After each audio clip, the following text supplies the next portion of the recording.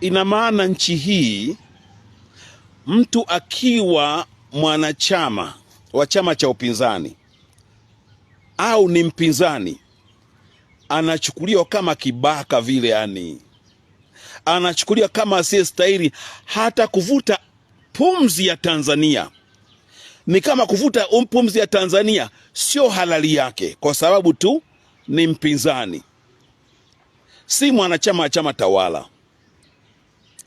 Kwa hiyo ukiwa mpinzani nchi hii, yani huruhusi hata kuwa msanii, huruhusi hata kuwa mwimbaji, huruhusi hata nyimbo zako hazitathaminika.